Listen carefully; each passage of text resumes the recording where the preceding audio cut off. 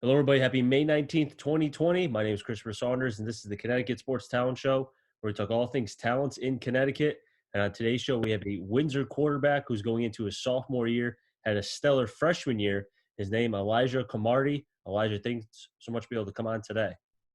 No problem, no problem, no problem.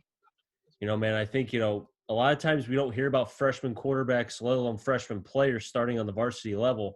You had an opportunity to be able to play a lot, practically the entire year on the varsity level. That must have been some type of experience for you. Yeah, it was I busted my behind to get where I was at freshman year. All the hard work to get some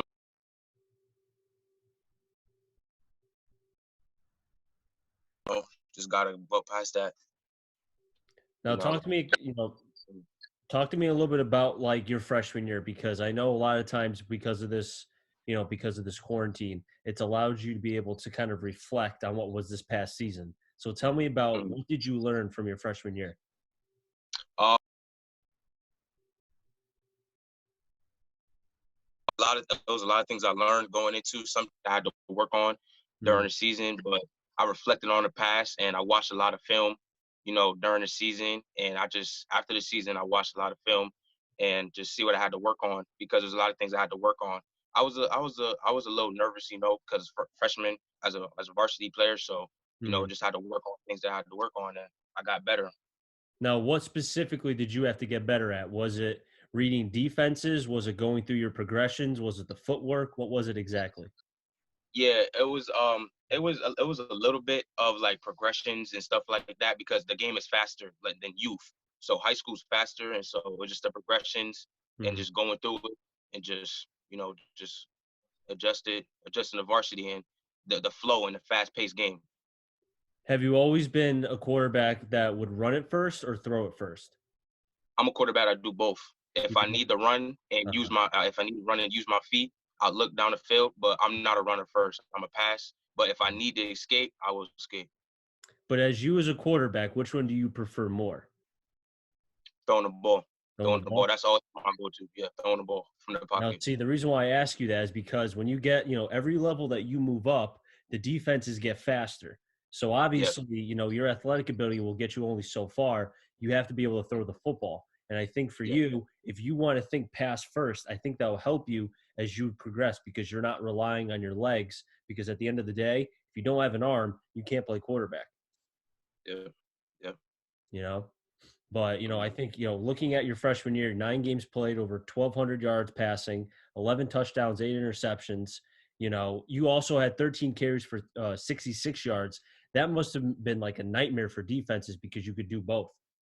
Yes. Yes. I just been just working on like multi different things. Work on different things, passing, running. It's just seeing the field different than from the youth level. It's just a different change of scenery on the high school level. You've mentioned the youth level a couple times to me. Tell me the difference between the youth level and playing for Windsor. The youth level, I played for the Hartford Hurricanes. Mhm. When I got there, there wasn't like a pass first team, and so when I got there, they had to like just come in the flow with it, and so just it was different. But the defenses that we played, they weren't like dynamic than a high school level. So when we did play them, it was more easier to get like to find the defense and read the defense in high school. So youth, it was a lot different in high school. It must have been nice to be able to have, the running back that you had to kind of take a little bit of the pressure off you because I know, you look a lot of these successful quarterbacks at all levels.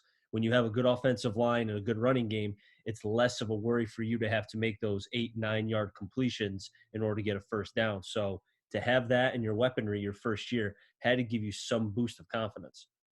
Yes, it did. It did give me some confidence because our running backs were very good, and so every time we would play action, the defense would come up. It'll be easier on me to make the throw down the field. So the running backs was definitely reliable.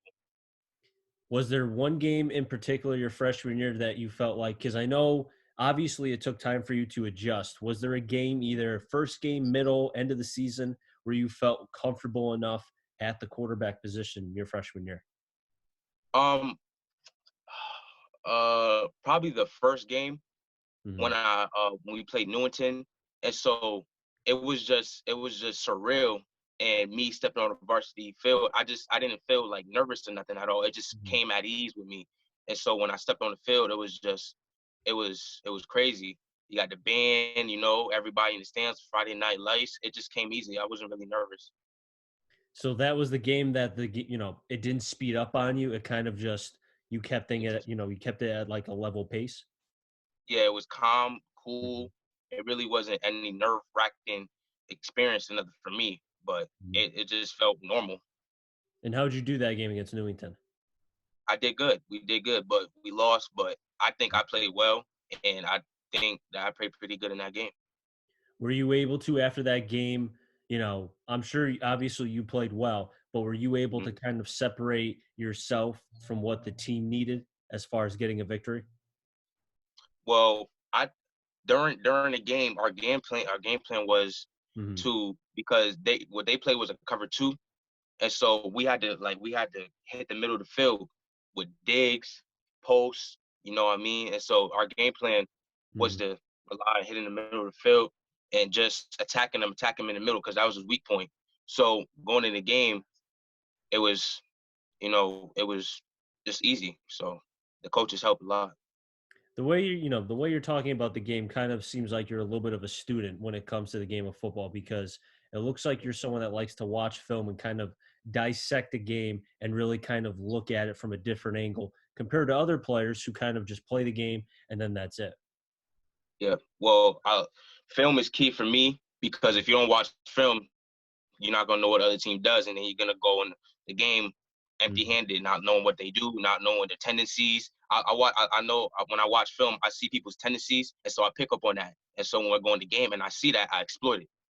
Now, for people who may not understand what tendencies are, tell the people what you mean exactly by that. So like say if a defense comes into cover three and you got an outside linebacker and you notice he always comes out and like starts to like move out a little bit, then after when the play goes, he's going to the flat. So when I come in the game and I see him creeping out, then I notice, oh, he's gonna go to the flat, and I'm gonna have the slant behind him right there. So that's what I mean by tendencies, what other players are doing pre-snap. It almost sounds like a tell where you can see what maybe they may be doing, and then you can kind of adjust to that and try to get some coverage on one side or another. Yep, you have all different types of coverages. You could play man, you could play zone on one side, man on another. It's just reading defenses and just see what their tendencies are. Like I said.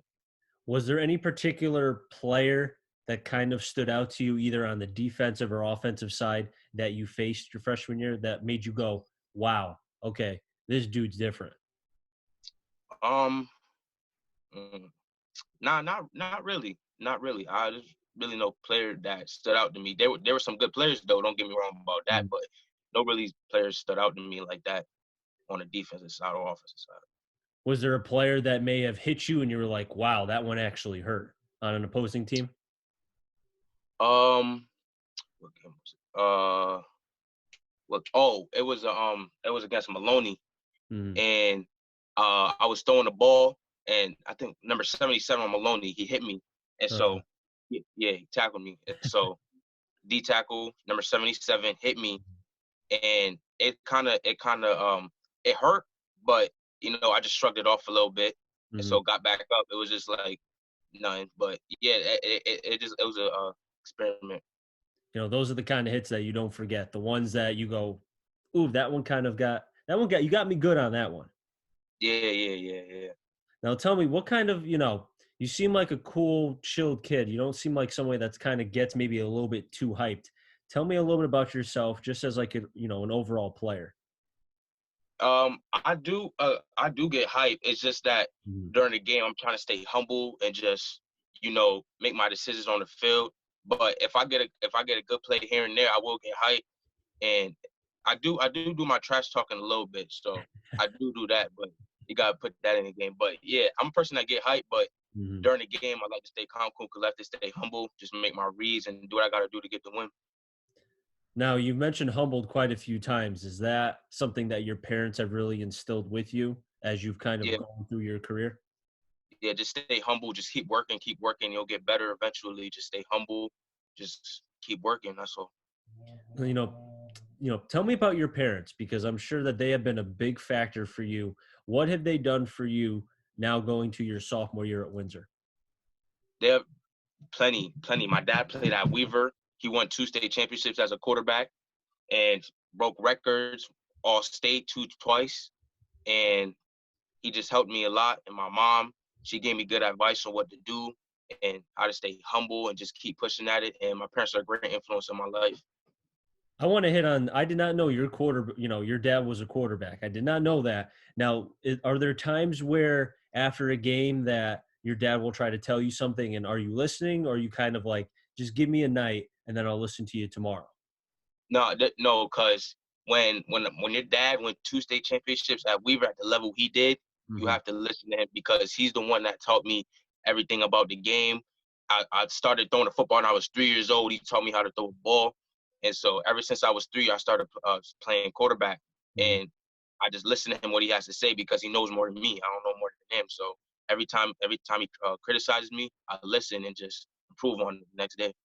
That's a great way to look at it because I've talked to a lot of players who have a tendency to think they know more than their parent, depending on the sport. Mhm. So for you to be able Yeah. to see in that kind of light, that's a very mature aspect to have. Yes, yes. You just always gotta listen to your parents and just stay humble and do the best you can for them, make them proud. Now, was he built the same as you at the same age when he was your age, or are you bigger than him? Tell me about that.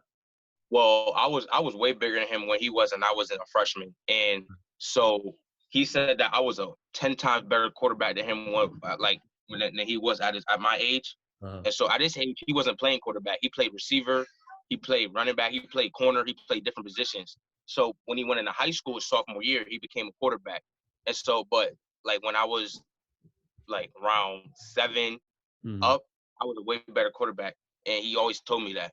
But when he got into high school, he started playing quarterback and he just won state titles.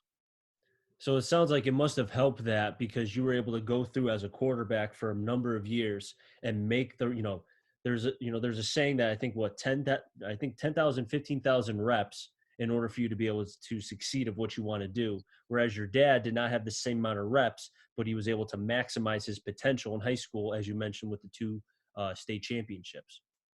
Yep, he did. My dad did get offers, Mhm. and he got offers from major D1 schools. And when you have the experience like he does, you just always gotta listen because I want to get there one day. So I Mhm. listen to him, see what he got to say.